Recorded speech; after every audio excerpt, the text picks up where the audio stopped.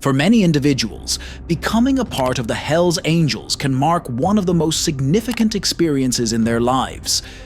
However, exiting the club poses an entirely different challenge. If the difficulty of joining this notorious motorcycle club is considered, the process of leaving becomes even more daunting. Membership termination usually occurs through expulsion, as there's no provision for retirement, except in rare cases where specific members are permitted to depart. Nonetheless, some have undertaken this bold endeavor. Let's explore a few examples of prominent former members of the Hells Angels and the outcomes of their departure from the club. George Christie's departure from the Hells Angels after a 40-year tenure, 35 of which he served as a leader, was marked by a pivotal moment. He expressed a profound realization, stating, "I felt we became the people we rebelled against," articulating this sentiment during his departure meeting. In earlier times, interactions with various clubs along the coast were commonplace, yet by 2011, conflicts had escalated to encompass battles with numerous outlaw bike clubs and law enforcement nationwide. Christie observed a loss of sight regarding the initial essence of the outlaw lifestyle, likening it to a militaristic approach, with clubs resembling armies engaged in relentless combat. This insight encapsulates Christie's reasons for severing ties with the Hells Angels.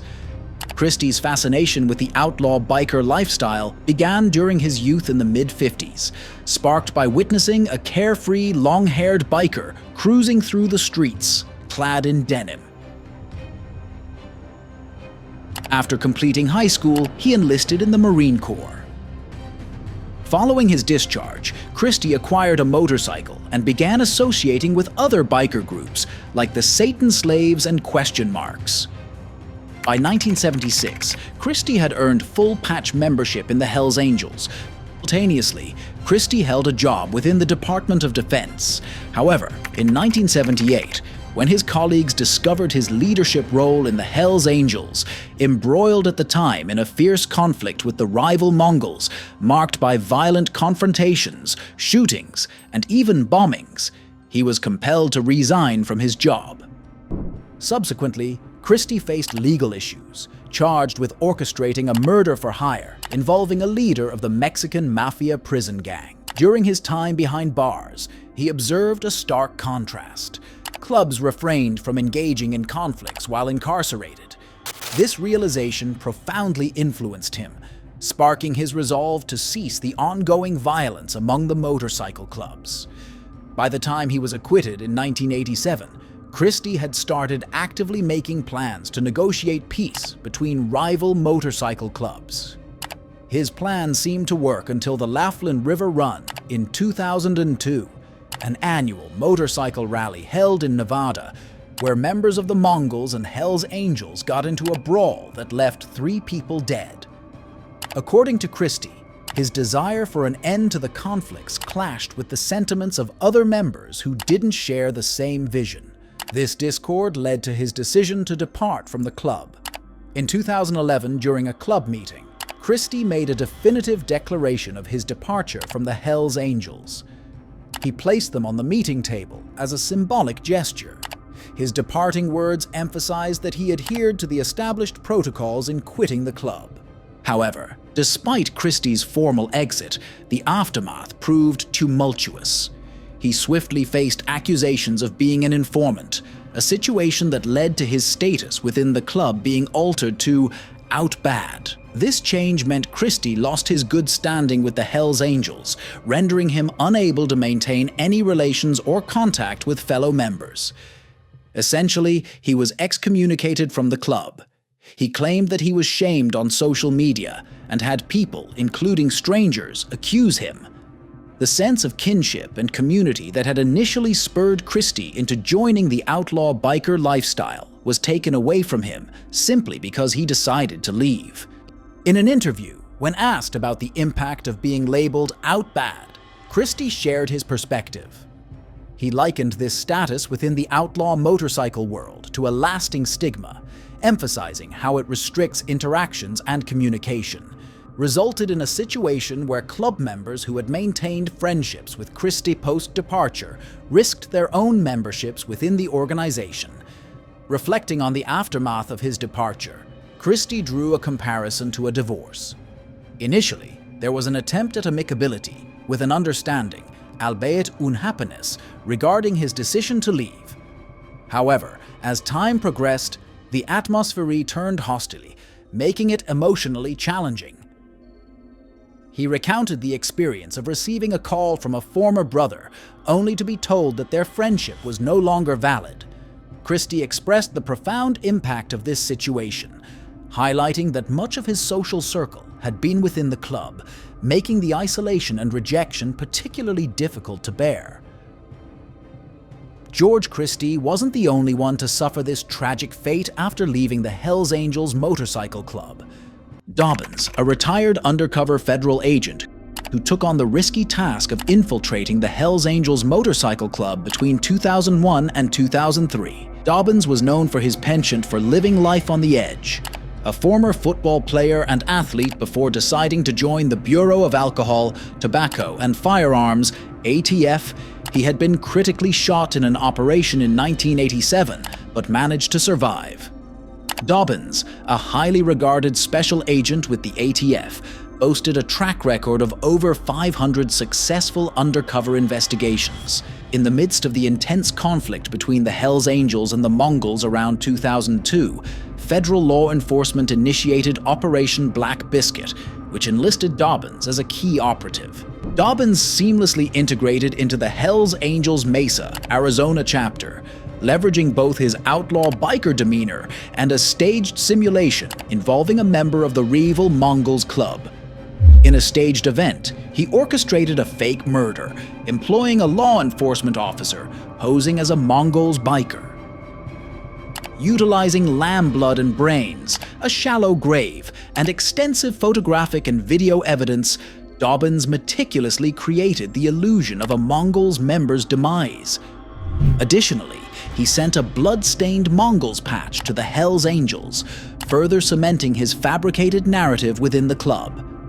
Extremely impressed, the Hells Angels leadership immediately voted Dobbins as a fully patched member of the club, even though they denied this later.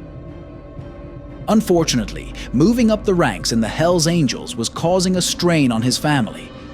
Dobbins admitted that the lifestyle was slowly becoming a part of him.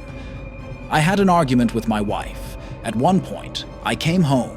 I'd been away from the house for an extended period of time. I walk in like Jaybird Davis walks into my house, right? And she's like, 'You cannot be gone and come here and treat me and our kids and talk to us like we're street people.'" Aside from that, he also admitted that even though the Hells Angels are proven to be some sort of dangerous organization, he still had some respect for its members. The case ended, and Dobbins' true identity was revealed in 2004.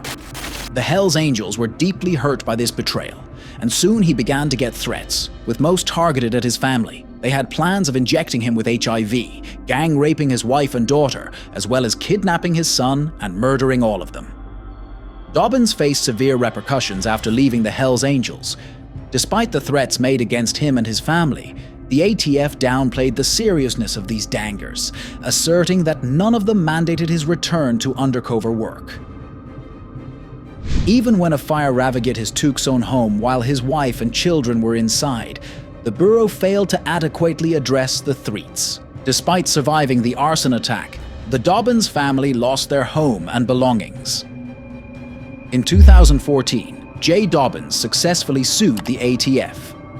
He penned a best-selling book titled No Angel: My Harrowing Undercover Journey to the Inner Circle of the Hells Angels, detailing his experiences within the Hells Angels investigations and the significant impact it had on his life and career. Despite the tragedies that unfolded post-Hells Angels, Dobbins has since become the owner of a company dedicated to law enforcement training. Finally, David LaBrava's departure from the Hells Angels stands in contrast to the challenging experiences faced by others who left the club.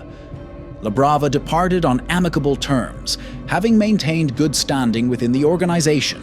Renowned for portraying Happy Lohman in the FX series Sons of Anarchy, La Brava, an actual Hells Angels member, initially served as a technical advisor for the show's realistic portrayal of motorcycle clubs in 2008. While advising the series, La Brava was offered a role and ended up playing the character of Happy Loman. He continued his affiliation with the Hells Angels until 2019, when he made the decision to leave the club. On Instagram, he formally announced his departure, expressing his decision to no longer be a member of the Hells Angels and embracing his identification as a part of the broader human race. La Brava emphasized leaving the club on his own accord, stating that he was no longer a patch holder and had transitioned from the patch holding community to being considered a civilian. The history of the Hells Angels. Non-bikers might not understand the fuss about the Hells Angels Motorcycle Club, but motorcycle enthusiasts are often in awe of the club, with many eager to join. The Hells Angels have garnered a notorious reputation within law enforcement and intelligence circles. Members frequently find themselves entangled in criminal activities such as robberies, extortion, drug trafficking, murder, weapons smuggling, and even involvement in prostitution rings. The inner workings of this motorcycle club remain shrouded in secrecy, known only to those who join. However, membership comes at a steep cost. Leaving the Hells Angels often leads to a harrowing and terrifying experience. The consequences can be severe, potentially jeopardizing everything one holds dear. Exiting this organization requires boldness and caution, as the repercussions can be immense. If you found this information intriguing, explore more compelling videos by clicking on the cards displayed on your screen.